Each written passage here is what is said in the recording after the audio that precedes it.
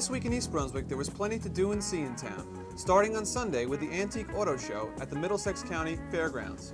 Sports Talk's John Magliero was there and spoke to some of the proud car owners. That same day, the Doug Friedman tennis tournament was held at Bicentennial Park.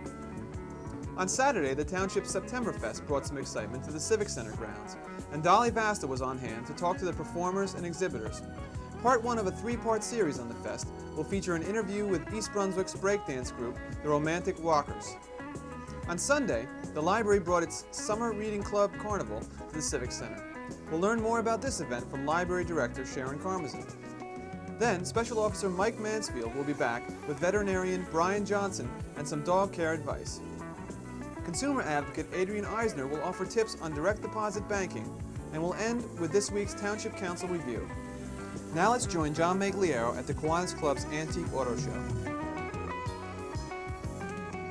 We're with East Brunswick resident Bernie Blaze and his 1926 Model T. Bernie, welcome first of all to This Week in East Brunswick. Tell us a little bit about the car. Well, it's a 26 Doctor's Coupe.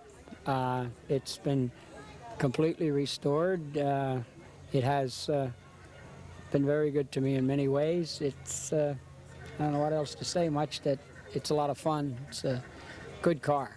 Well, let me ask you, you said this has been restored. How long have you had the car and where did you come up with it?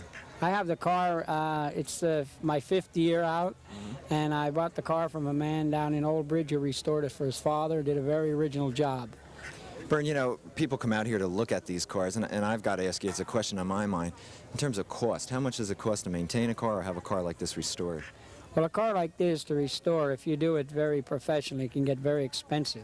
This car, for example, you could have $10,000 in it very easy. And then on the other hand, some backyard men do a nice job, and they can do it for several thousand if they know how. But I don't. Bern, you told me a funny story just before we went on camera here. You want to repeat it for our audience? Well, I'm a little embarrassed to say this, but on the way in, just as I got to the gate, I ran out of gas. First time in my life that I can recall, and there I am, stuck in the lane and have nowhere to go, no gas, but I finally found one of the Kiwanis members, Mr. Blanchard, had some gas and gave it to me. Bern, thanks so much for being with us today. Thank you for stopping by and talking.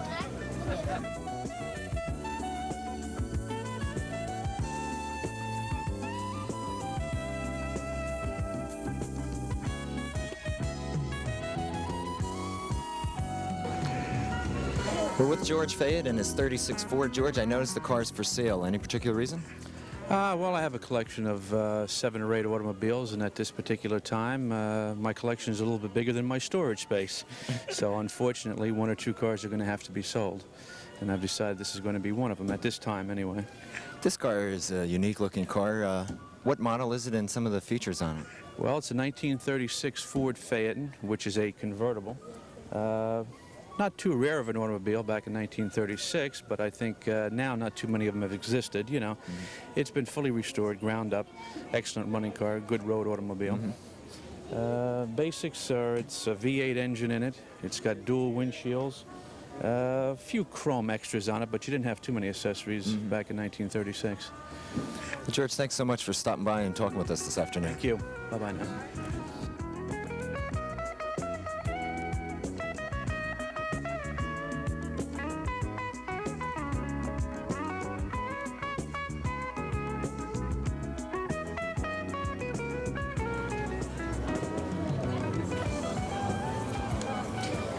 We'd like to welcome Ken Satanik and his 1923 Model T Ford.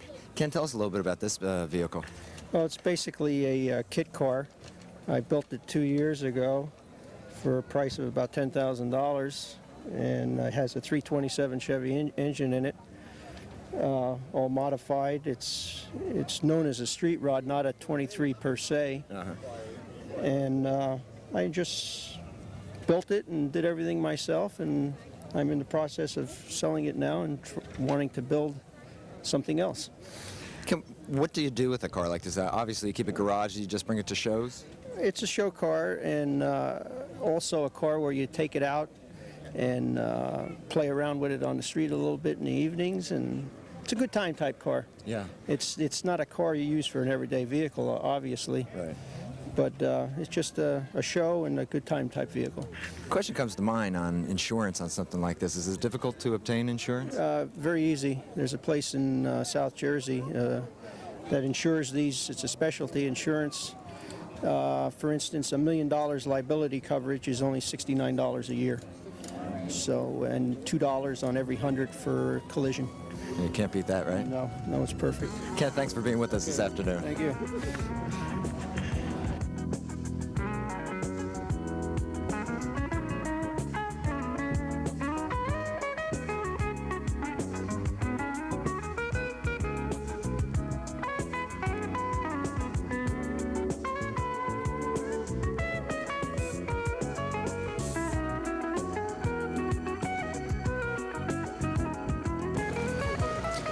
We're with Joe Perricone and his 1909 Model T Ford. Joe, I think it's the oldest car on the lot here today. It probably is, and it was owned by Bill Morgan from Ridgewood, and Bill unfortunately died, and I took it over from the estate, and now it's for sale, and I have an interested buyer in Texas, so it might be going down to Texas.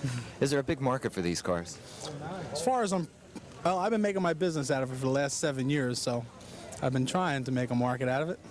Not to be nosy, what kind of asking price is there on a car such as this? $20,000. Complete. Yeah, as it is right now.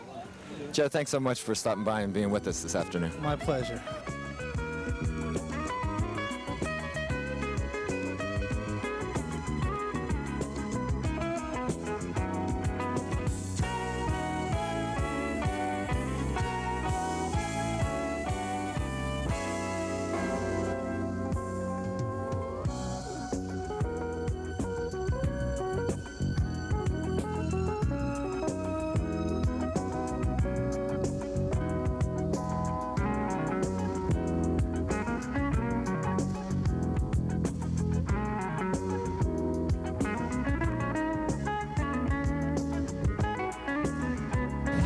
You know, up to this point, we've looked at antique automobiles, but Andrew Szabo brought down a motorcycle. Andrew, tell us a little bit about it.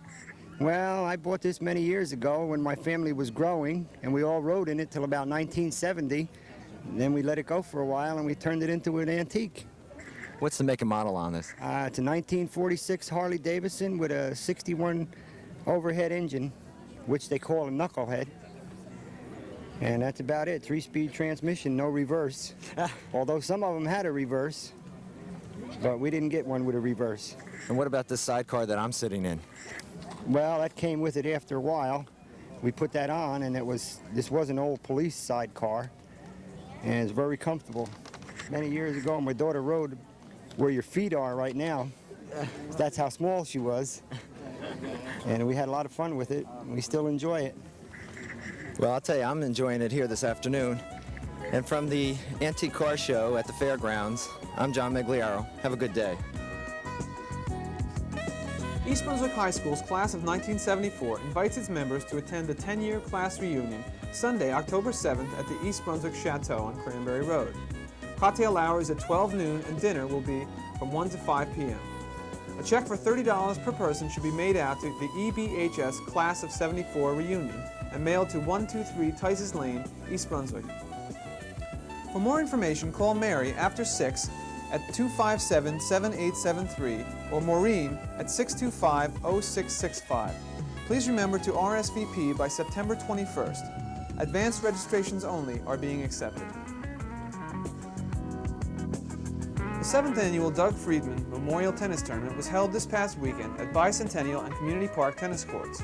The tournament, which had 48 boys and girls ages 9 through 15 years old competing in a double elimination bracket over a 2-day period, was founded in the memory of Doug Friedman. Dr. and Mrs. Arthur Friedman and the East Brunswick Division of Recreation co-sponsor the tournament each year. Here, Dr. Friedman presents some of the awards.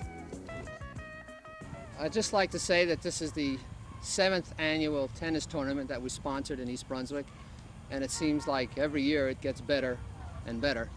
And I'd like to express our thanks to Lee Gerhardt and Karen Burke for their fine efforts, as they always do from year to year, to organize and plan and run this tournament as well as they have. I'd like to congratulate all the participants for their fine job, and I hope we see them again next year.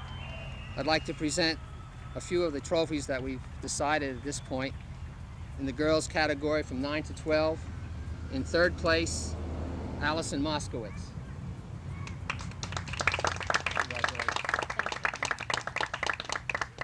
And in second place, Wendy Kleffner.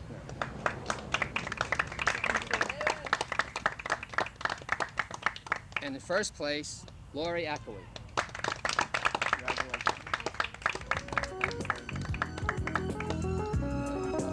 Most of you stick around for the rest of the finals. They're not all finished yet. Thank you.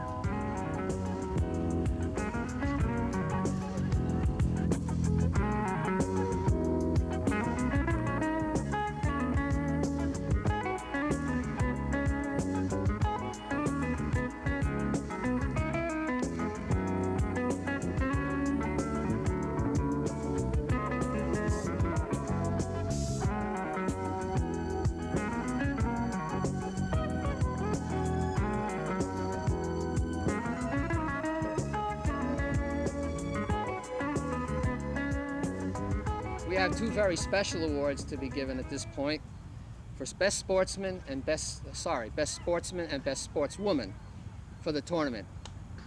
Ryan Daly, 9 to 12 category, best sportsman.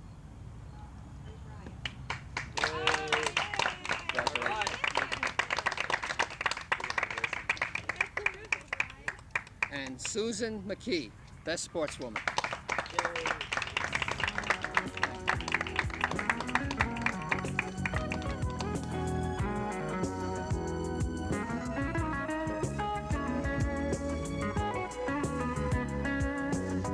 Step into the past at the 8th Annual Historic District Village Fair to be held on Saturday, September 29th. Cosman Street will be transformed into an oasis of arts and crafts, antiques, and live entertainment as we celebrate the village's past, present, and future. So join us at the fair on the 29th from 10 a.m. till 5 p.m. For further information, call 257-8825. Another traditional end-of-the-summer celebration in town is the library's Summer Reading Club program, given by the Children's Department for the participants in the library's Summer Reading Club program. Library Director Sharon Karmazin explains. Well, today is the climax of our Summer Reading Club, which is Go for the Gold this year, that started way back in June. Today we have the Go for the Gold Summer Reading Club Carnival, and we have probably about 300 or 400 kids who are going around and playing all kinds of Olympic-themed games and winning Olympic prizes. This is the culmination of a summer's worth of reading and programs and other wonderful activities that our Children's Department have put together.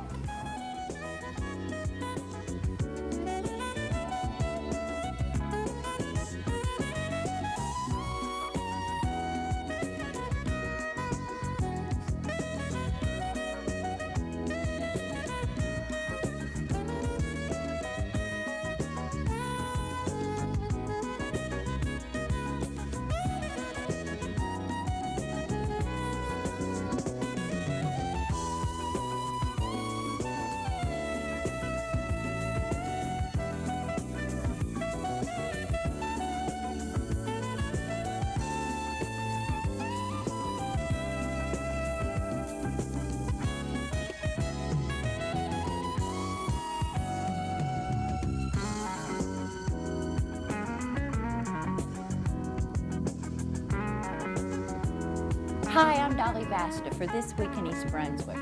Well, the party's over. The Septemberfest is just a memory. But we're going to try and keep up that spirit of festival throughout the month of September by bringing you a three-part series on This Week in East Brunswick with some of the very special folk who made our Septemberfest so very successful. Our guests are the Romantic Rockers, a very talented young breakdance group from East Brunswick. Let's watch them.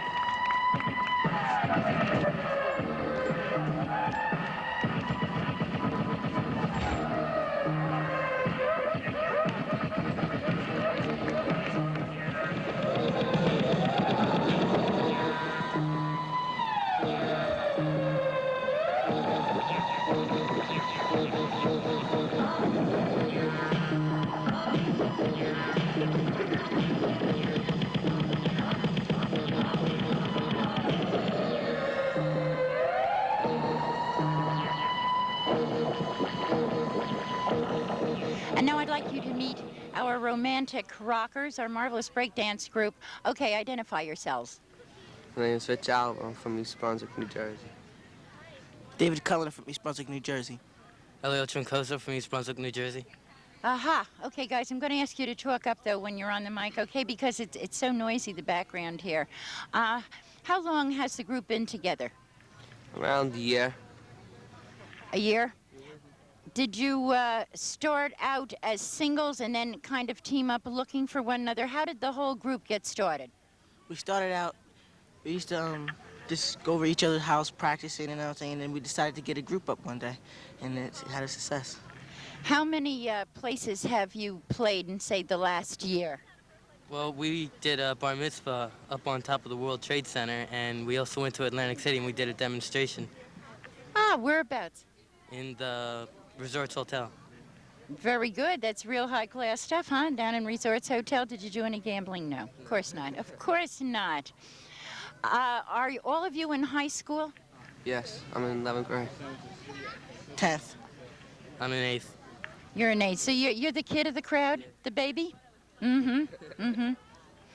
How do you all get around? Because I gather none of you drive. Who schleps you around, as they say? We used to have a kid in our group. He just left for college like a week ago. He used to take us to our shows and get our, bring cardboard wherever we needed it. So he used to just give us transportation. But now he's gone, so we use our mother and fathers. Good old mom and dad, there they are. You know, when you just spoke about the cardboard, and that's very interesting, because I know a lot of times that they use mats, but I guess this is a lot simpler, isn't it, carrying cardboard around with you? Yeah, it's cheaper. It's a lot cheaper. Well, maybe you can graduate to mats in another year. Where do you hope to take this whole thing? We want to go to New York and New York to the Roxy, and we want to go up there and break and see how it is up there. How long do you rehearse? We come over around after school around 3:30, rehearse until 4:35, so it's an hour and a half. Every day? Well, every other day we practice with the group, and on our own we practice by ourselves. Mm-hmm. Yeah. Do you have anyone who works out your choreography for you, or do you do your own? We do our own, and sometimes we teach people and all that stuff. Yeah, and we usually help each other, We look at their moves, our friends' moves, and we tell them how they can fix it or how they can improve it. Where is your next engagement?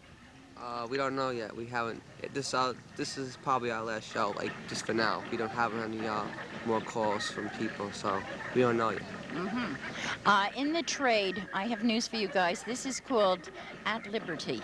And it's always the thing that performers hate most is being at liberty. So I hope all of you have a lot of bookings real soon, and maybe some of them will come out of this. Anyway, it was great to have you here. Thank you so much, and good luck to you all. Okay. Well, I hope you all enjoyed this week's look back at the Septemberfest. And by the way, October's for Art's sake, we'll go into the Septemberfest a little more deeply. So watch for it on the October programming schedule. Now stay tuned for Mike Mansfield. Take care. How do you do? I'm Special Officer Mike Mansfield, East Brunswick Animal Control. We're back again this week at the Cranberry Veterinary Hospital at 465 Cranberry Road in East Brunswick, and we're speaking again to Dr. Johnson, the director of the animal hospital. Today we're going to talk about cats and the shots they need and why they need their shots. And specifically, we also want to mention feline leukemia, which is a growing problem in cats today.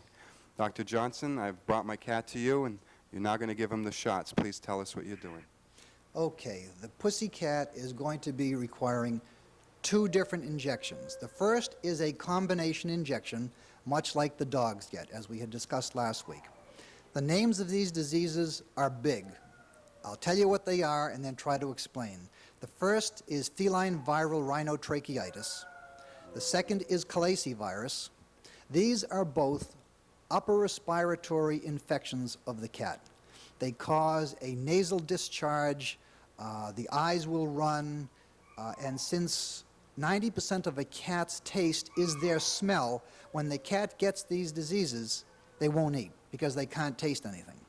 They don't always kill. They have a lower mortality, but they do have the potential. They're very damaging diseases in that they will cause eye problems and a very miserable cat for quite some time. The panleukopenia is the medical term for cat distemper. Now, cat distemper, if you remember from last week, is very similar to the parvovirus of dogs. And it has a 95% mortality rate, meaning that 95% of the cats that get this disease will die. These diseases can be easily prevented with vaccination. These three are given as one group.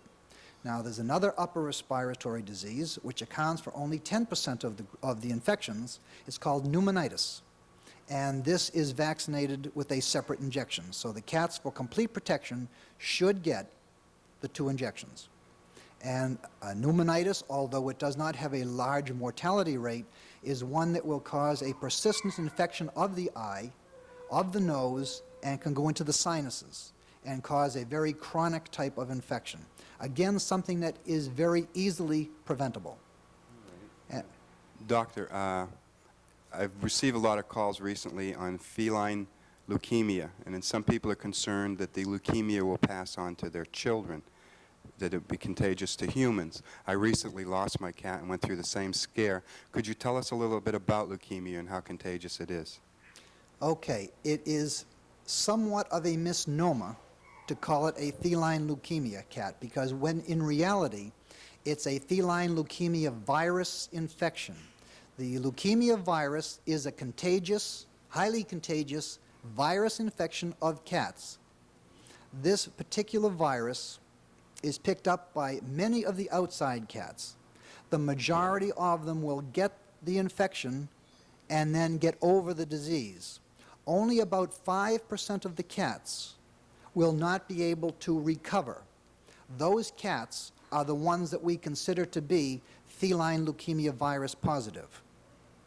Now, the cat that is the chronic shedder, what we call the feline leukemia virus cat, this cat usually has a lifespan of any place from 6 months to 2 years.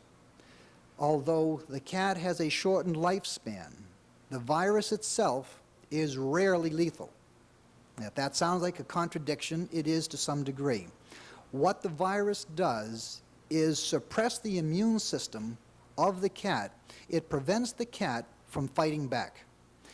Another cat, if he got an abscess, we would treat it possibly for a day or 2 in the hospital and have him home to you again. If the cat has feline leukemia virus present, the virus prevents that cat from responding, and that may be a 2 to 3 week ordeal. If they get other minor diseases, if they have a feline leukemia virus positive cat and he comes down with pneumonitis, something that is a minor problem, it would probably kill the cat.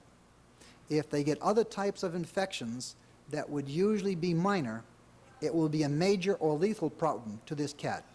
As far as its transmissibility to humans, it cannot go to people. They are separate viruses. Okay, thank you very much, Dr. Johnson. This is Mike Mansfield at Cranberry Veterinary Hospital. I want to thank you for staying with us through the show. If you have any questions or need to speak to me at any time, you can reach me at 390-6960 at the East Brunswick Police Department. Please leash and license your pets. Thank you.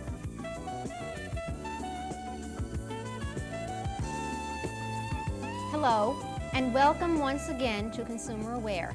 I'm Adrienne Eisner of the East Brunswick Consumer Affairs Office. There are reports that persons are calling on the telephone requesting consumers to give them their credit card charge numbers, alleging that they are checking the numbers for companies such as Visa and MasterCharge, etc., to see whether the card number is inactive or whether the card has stolen numbers. Beware. Do not give any of your credit card information to any telephone callers. No doubt, the callers are taking your name, address, and telephone numbers straight from directories. Once they have your number, match it with the bank and the credit card company, your name, address, etc., another credit card can be made. By the time you get your credit card statement, you may be unpleasantly surprised. Shocked might be more like it. So read your monthly statements, check your receipts, and immediately call the number on your statement if you have been charged for something that you did not buy. Under the Fair Credit Law, you have 60 days from the statement date to write to the credit card company on disputed charges. They are required to respond to you within 30 days. During that 30-day period, you do not have to pay the disputed charge. If you have any further questions or problems with credit cards, please call us at the East Brunswick Consumer Affairs Office. We're located in the municipal building. Our telephone number is 390-6954. Please join me again next time on Consumer Aware. A decision handed down by Superior Court Judge Stephen Skillman is likely to have an immediate effect on East Brunswick's landfill situation. At this week's council meeting, Township Attorney Bertram Bush outlined the decision and its possible effects. I was in court today and we were meeting later on it, and Councilman Baker was there as well. This was the lawsuit in which Middlesex County filed suit against Morris Union and Somerset Counties, the DEP, Edgeboro Landfill, BPU, and it results from the imminent closure of the ILR landfill in Edison effective September 15th. What happened was that on August 2nd there was a hearing in Chancery Court because ILR was scheduled to close August 1st and Edgeboro and East Brunswick was scheduled to receive about 400 additional trucks per day, refuse trucks. Presently there are about 650 trucks at Edgeboro. There are about 150 trucks delivering soil to make the layers of sanitary landfill that are necessary. Middlesex did seize the initiative and brought the suit. Unfortunately today, Judge Skillman, and I'll be giving you a memo on it, decided that the appropriate forum for challenging waste flow regulations is not the trial court but the appellate division. And the matter was transferred over to the appellate courts. He relied only in part upon a letter dated July 23, 1984 from DEP Commissioner Robert Huey, who basically said to the Middlesex County freeholders, once ILR is closed, I will consider all the ILR waste to be transferred to Edgeboro and to the Edison Municipal Landfill as compliance with the waste flow regulations. Commissioner Huey did not direct that transfer, but he said he would consider it compliance. If nothing happens between now and Saturday, September 15th, ILR will close on September 15th. 400 trucks may think they're coming to Edgeboro. Edgeboro, in this case, is on our side and has told the court and the DEP and the BPU they have no capacity to absorb those 400 trucks. They don't want them, they don't want the business, they don't have the equipment. And they will turn away people who don't have an actual solid waste flow regulation. Edison Municipal can't possibly accommodate the 400 trucks. So there may be a joint strategy, and if you listen to the radio today, County Council John Hoagland stated that the freeholders were going to meet tomorrow to consider the matter. I met with County Council and Edgeboro's attorney as to whether or not to ask the DEP and BPU to hold a joint hearing later this week. Because it's one thing if governmental entities are playing politics and football, but there's another if the landfill itself says we can't accommodate. We've alerted Director Terrell to the possibility that there will be at least 400 extra vehicles starting on Saturday. If I were you, I would avoid the Edgeboro intersection at Route 18 on Saturday and until this thing is straightened out. That's all for this week. Thanks for watching.